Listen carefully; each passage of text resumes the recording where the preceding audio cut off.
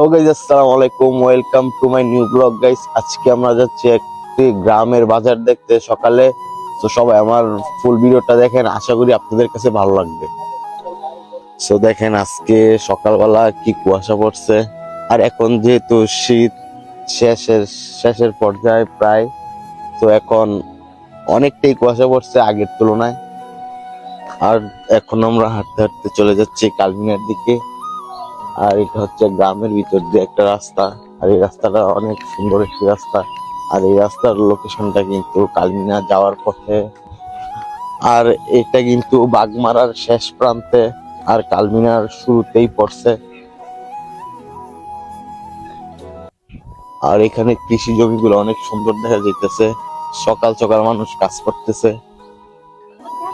এই যে রাস্তা দিয়ে হাঁটার সময় দেখি যে এখানে দুইটা কলা গাছ, আর কলা গাছের মধ্যে কিন্তু কলা ধরে আছে, কাঁচা কলা। কলাটি পাকলে মিষ্টি মজা হবে। তো গাইস, আপনারা তো এখন বুঝতেই পারতেছেন যে আমরা কোথায় যাচ্ছি। আমরা যাচ্ছি বিখ্যাত কালমিনা বাজারে। ওইখানে কিন্তু অনেক দূর দূরান্ত থেকে মানুষ আসে বাজার করার জন্য। সো গাইস, এখন আপনাদেরকে দেখাবো গ্রামের কিছু সিনেমেটিক ভিডিও।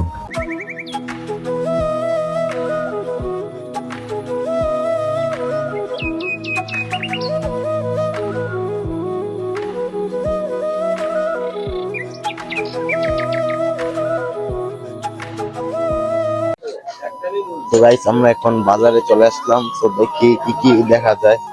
তো প্রথমে লুঙ্গির দোকান,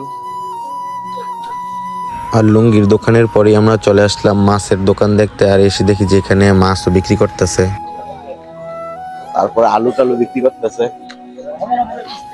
তারপরে পেঁয়াজ, তারপর যাবতীয় শাকসবজি যা আছে তাই বিক্রি করতেছে। তারপরে এখানেও শাকসবজি বিক্রি করতেছে।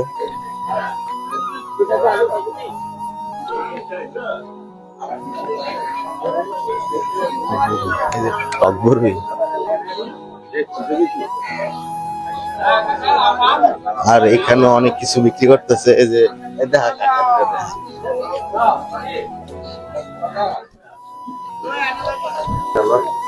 এই যে এখন আমরা ধান, এটা কিন্তু ধান গাছ এই বাজারে কিন্তু বিক্রি করতে আনছে।